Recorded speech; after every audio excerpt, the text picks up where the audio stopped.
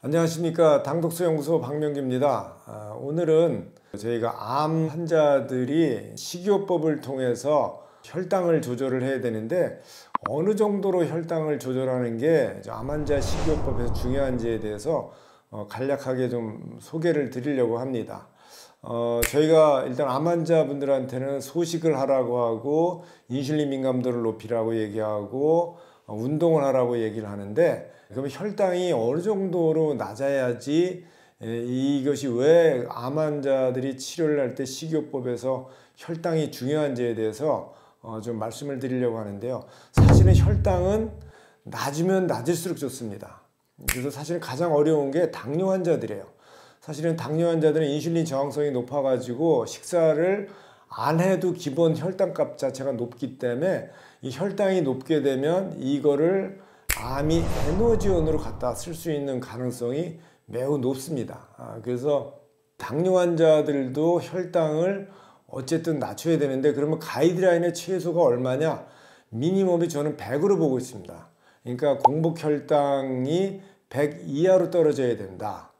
그리고 식후의 혈당은 120을 넘어가지 않았으면 좋겠다. 이렇게 생각하고요. 실질적으로 공복 혈당이 낮으면 낮을수록 좋습니다.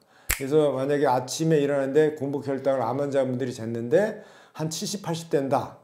그러면 가장 베스트라고 보시면 될 것 같고. 왜냐? 내가 이제 밥 먹기 전에, 식사를 하기 전에 혈당이 70에서 80이게 되면 식사를 하고 나서도 혈당이 120 이상을 넘어갈 일은 거의 없다. 아마 이렇게 보셔도 됩니다. 근데 공복 혈당이 예를 들어서 100이다. 그러면 식후 혈당은 150, 160까지 올라갈 수밖에 없겠죠. 왜냐? 기본값 자체가 높기 때문에. 그래서 기본값을 낮추는 것이 중요한데, 그 낮추려고 하면 어떻게 되냐?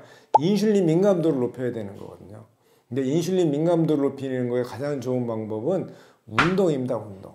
그래서 운동을 해서 내 몸속에 있는 근육들을 활성화시켜 가지고 에너지 소비가 잘 되게끔 만드는, 그것이 상당히 중요한 역할을 한다.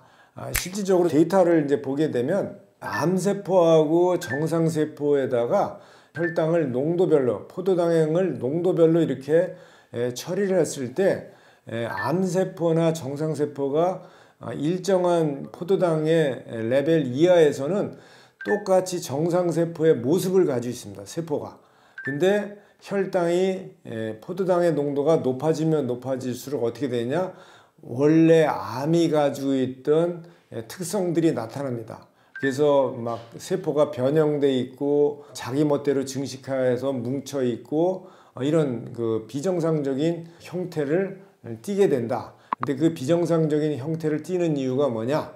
바로 성장인자들이 많이 나오기 때문에 그런 거다. 그러니까 혈당이 높게 되면서 염증 수치가 높아지게 되고 활성산소가 높아지게 되면 암세포들의 증식 시그널들이 폭발적으로 활성화되면서 막 삐짓고 나오듯이 세포들이 증식하는 현상들을 보여주게 된다.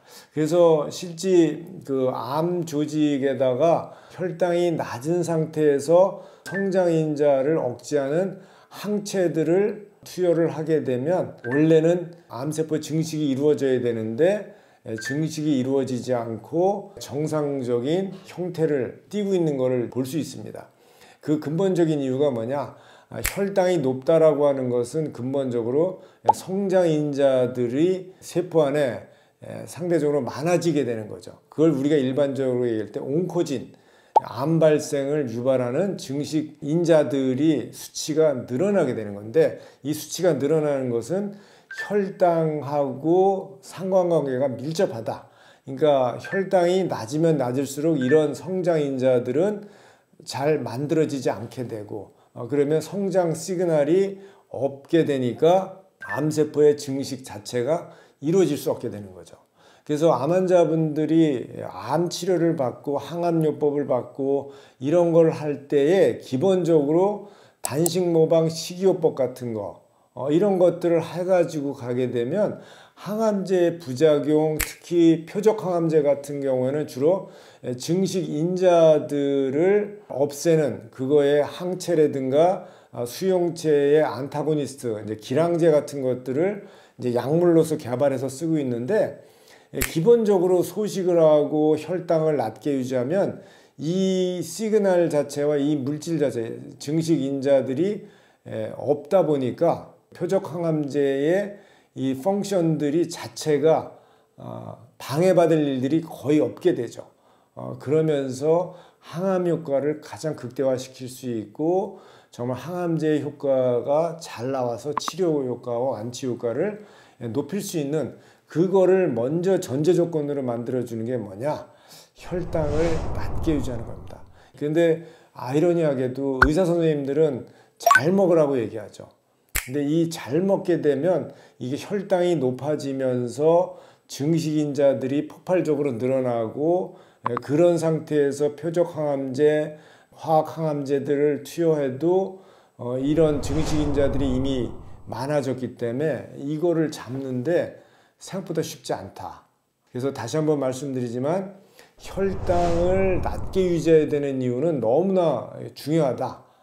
근데 이거를 사실은 이제 암 환자분들께서 꼭 명심하고, 정말 식사 전의 혈당과 식후의 혈당을 반드시 체크하면서 식이 컨트롤하고, 그래서 어떤 거를 먹었을 때 혈당이 잘 올라가는지를 보고 거기에 따라서 음식 같은 것들을 구별해내는 그런 과정들이 상당히 필요하지 않을까. 이제 그런 측면에서 봤을 때 과일 같은 것들은 상당히 좋지 않고, 특히 가공식품 같은 경우는 절대적으로 암 환자들이 드시면 안 된다.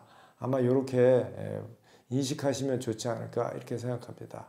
네, 오늘은 결론적으로 말씀드리면 암 환자들은 반드시 식전 식후 혈당을 체크해서 혈당이 식후 혈당이 120 이상 올라가지 않고, 그 다음에 식전 혈당은 될 수 있으면 당뇨가 아니라면 70, 80 이하로 떨어뜨리는 이 습관들을 가지시는 게 좋다. 그래서 언제 밥을 먹냐?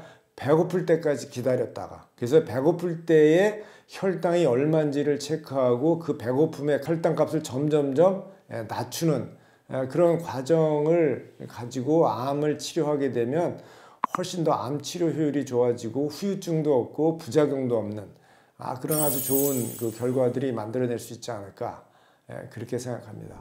네, 오늘은 제가 준비한 내용은 여기까지 하도록 하겠습니다. 감사합니다.